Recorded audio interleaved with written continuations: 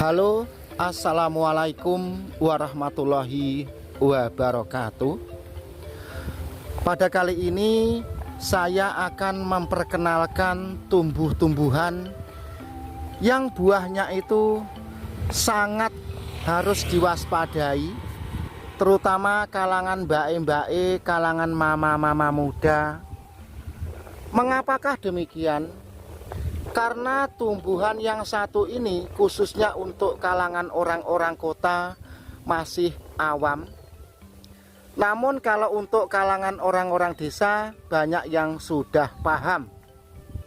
Terutama mbak-mbak yang seringkali belusukan di semak-semak, misalkan mencari rumput atau tandur. Adapun buah ini wujudnya seperti ini, perhatikan baik-baik ya, ini penting.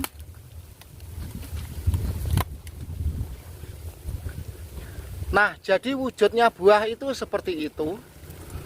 Orang Jawa mengatakan rawe. Yang perlu diwaspadai dari buah itu tadi adalah bulunya.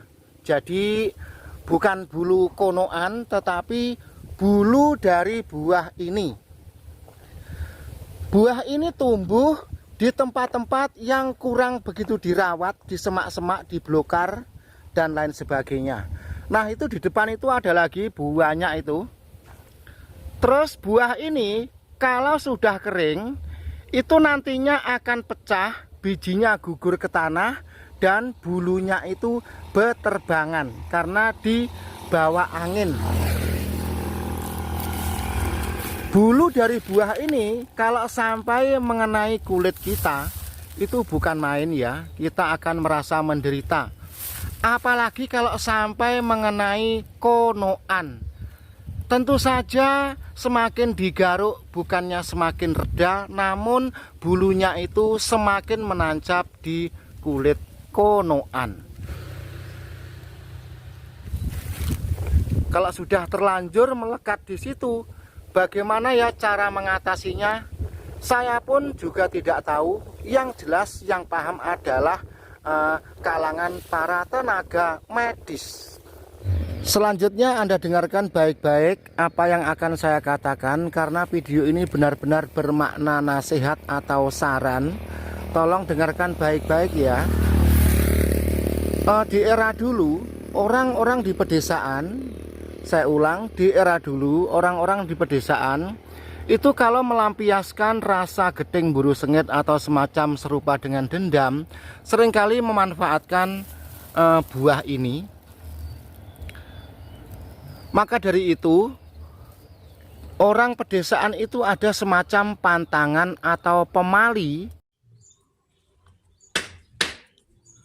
menjemur pakaian di luar rumah bila di malam hari. Satu itu. Yang kedua, ada juga semacam pantangan atau pemali kamar mandi di luar rumah. Kenapakah demikian? Karena kita itu juga tidak dinyangka-nyangka ya, yang namanya orang itu yang kita waspadai adalah hal yang tidak baik. Atau kita itu sebenarnya wajib suudon kepada siapapun, itu wajib sebagai wujud waspada. Jangan ke orang itu tidak boleh suudon, itu jangan. Jadi kepada siapapun kita itu wajib suudon atau mewaspadai sisi negatifnya. Sekarang kalau misalkan pakaian ya dijemur di luar, ditabur bulunya itu biasanya dengan menggunakan gagang pohon kates, ditaruh di ujungnya terus ditiup bus gitu ya. Nah, itu kan bertaburan bulunya sampai ke pakaian-pakaian. Nah, ada juga yang dengan cara ditabur di jambangan. Jambangan itu jeding mandi. Sehingga bulu ini bila bercampur dengan air itu semakin dahsyat. Nah, video ini bermakna nasihat. Sekali lagi ya, video ini bermakna nasihat. Jadi saya memberikan edukasi, bukan saya mengajari. Kalau Anda sekalian memanfaatkan kebaikan atau Anda memanfaatkan ini, menerapkan untuk melakukan hal yang tidak baik, tentu saja ingatlah Tuhan itu tidak tidur. Gusti Allah itu ora sare dan dia tidak lengah. Anda pun nanti di kemudian hari akan menuai atau ngunduh waing pakerti terhadap apa yang Anda kerjakan. Sampai di sini paham ya?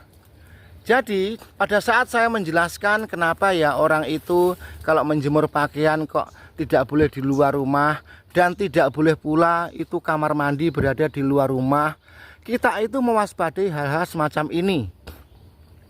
Terus ada lagi orang di era dulu, misalkan kalau lagi ada orang mandi di kali ya, di kali sini, sedangkan airnya itu mengalirnya ke sana, paham ya? Atau di sana itu sedang ada orang mandi, terus airnya itu mengalirnya ke sana, terus bulunya ditabur di sini.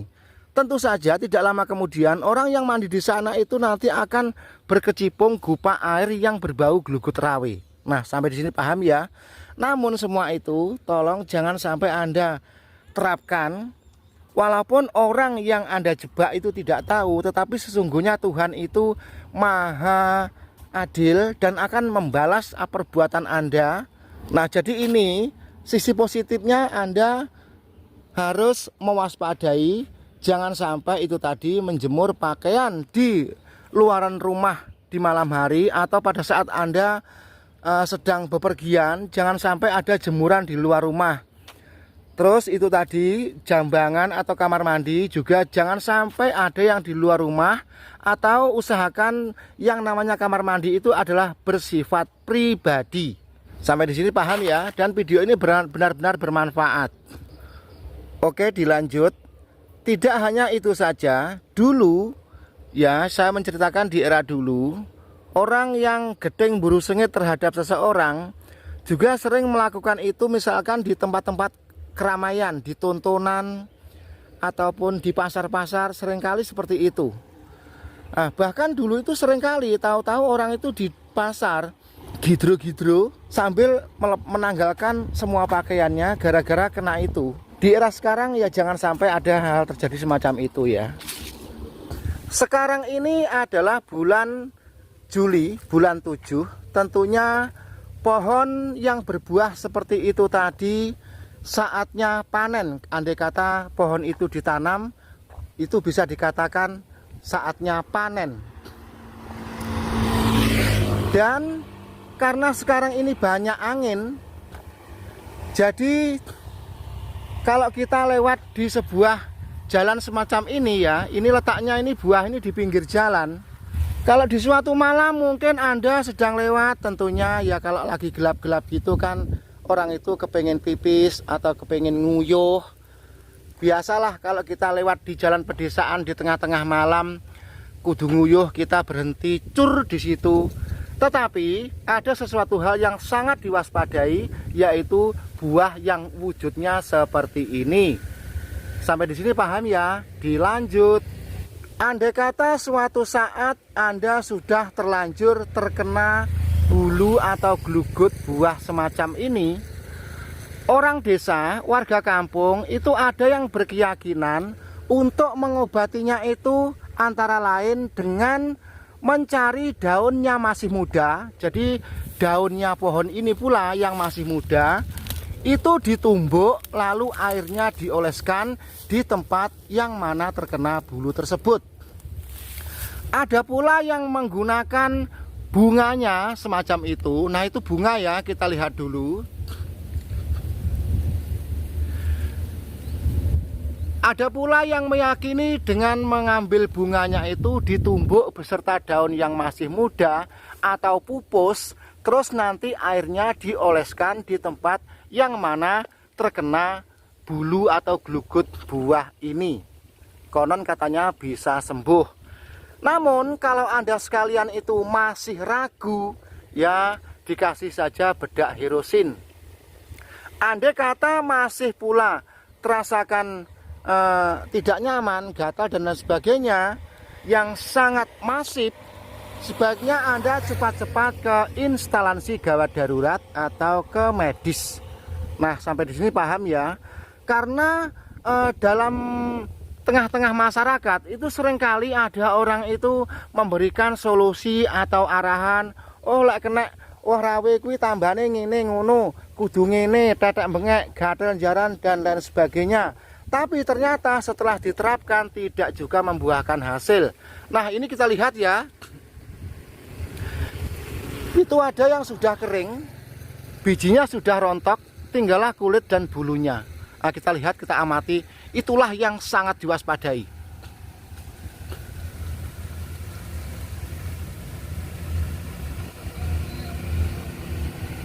Coba kita amati dulu ya, kita amati ya. Nah, ini ada lagi. Lebih-lebih ini berada di pinggir jalan, disertai dengan angin. Di pinggir jalan disertai dengan angin. Wah, pokoknya bagi Anda yang lewat di tempat-tempat kalau ada rumbuk-rumbuk belukar semacam ini, ya sangat waspada sekali ya.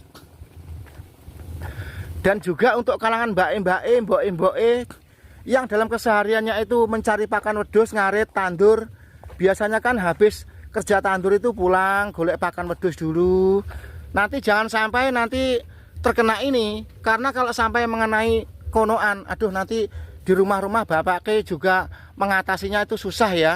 Karena kalau cuma digaruk saja tidak bisa sembuh, terus kalau diapakan gitu nggak bisa sembuh, malah joget-joget. Nah, ini ada beberapa rumbuk yang bekas dibakar.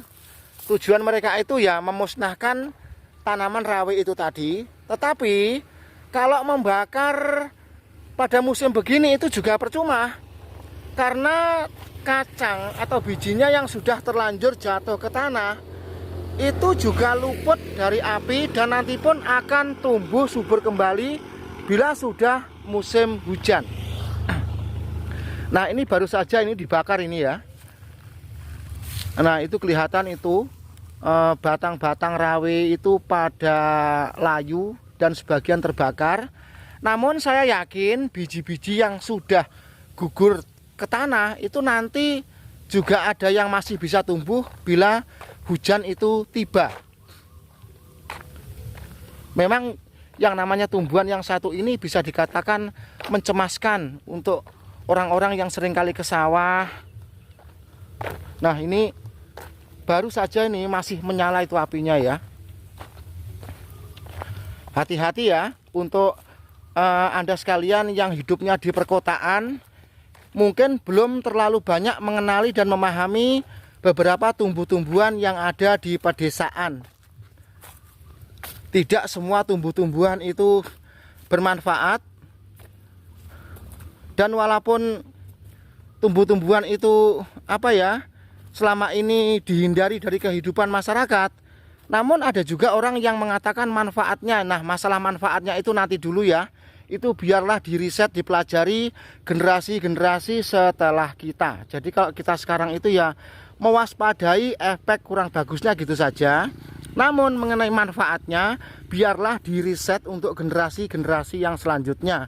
Memang manfaat utama rawe itu ya kita itu belum bisa memastikan, dan belum ada orang yang membudidayakan manfaat dari tumbuhan yang baru saja kita review itu tadi.